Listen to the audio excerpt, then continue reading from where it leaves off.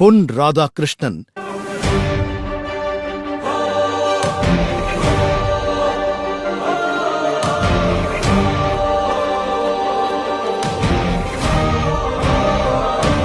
இதே போன்ற அரசாங்கத்தை 50 ஆண்டு காலமாக தமிழகத்திலே நடத்திய காரணத்தினாலே இன்று நம்முடைய தமிழகத்திலே இளைஞர்கள் வேலையை தீர்ந்து கொண்டிருக்கிறார்கள்.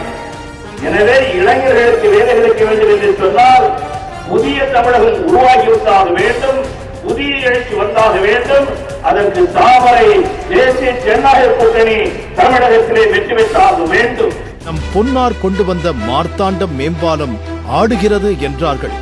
காங்கிரஸ் திமுகவினர் கண்ணுக்கு மட்டும் பாலம் ஆடுவது தெரிந்தது போல நாடாளுமன்ற தேர்தல் முடிந்ததும் பாலம் ஆடுவது நின்றுவிட்டது. இதன் பின்னணியில் திட்டமிட்ட சதி உள்ளது என்பதை மக்கள் புரிந்து கொள்ள வேண்டும். குளித்திர பாலம் அண்ணாச்சி வந்த பிறகு தான் குளித்திர பாலம் ஓகே ஆச்சு.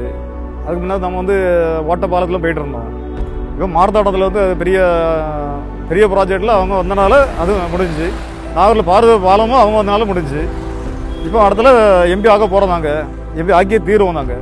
பார்வதிபுரம் பாலம், மார்த்தாண்டம் பாலம் இரண்டிற்கும் நேஷனல் ஹைவேஸ் எக்ஸலன்ஸ் அவார்ட் 2020 சிறந்த கட்டமைப்புக்காக கொடுக்கப்பட்டது. முட்டம் பீச் திரு பொன்னார் அவர்களால் கொண்டு வரப்பட்டது. இவைகள் அனைத்தும் யாரால் அழிக்கப்பட்டது என்று சிந்தியுங்கள். நல்ல திட்டங்களை கொண்டு வர நம் பொன்னார் அவர்களால் மட்டுமே முடியும். இந்த நிலைகளெல்லாம் மாற வேண்டும் என்று சொல்லி தமிழ் சமுதாயம் விரும்பியது என்று சொன்னால் வருகின்ற தேர்தல் அதற்கு மிக முக்கியமான ஒரு காலகட்டம். அதற்கு நாம் நம்மை தயார்படுத்திக் கொள்வோம்.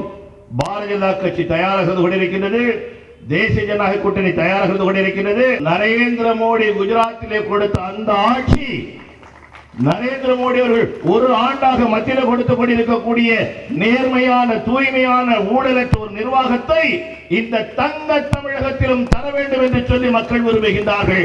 அது நிகழ்ந்தே தீரும். 4 லட்சம் அமைச்சு தந்திருக்காரு, எல்லாம் பண்ணியிருக்காங்க. மீண்டும் அவர் எலெக்ஷனுக்கு எம்பிஎஸ் இந்த கணிதம் ஜெயிச்சு வரணும். எங்கள் ஓட்டு அவருக்கு தான், கண்டிப்பாக அவர் தான் போடுவோம். இந்த முறையும் அண்ணாச்சி பொன் ராதாகிருஷ்ணன் அவர்கள் தான் ஜெயிச்சு வருவாங்க. நிறைய மக்களுக்கு நிறைய நலத்திட்ட உதவிங்க செஞ்சுருக்காங்க. கண்டிப்பாக அவர் மீண்டும் வந்தால் கண்டிப்பாக ஏரோட்ராமோ கண்டிப்பாக கொண்டு வருவார். என்னுடைய ஓட்டு பொன் ராதாகிருஷ்ணன் அண்ணனுக்கு.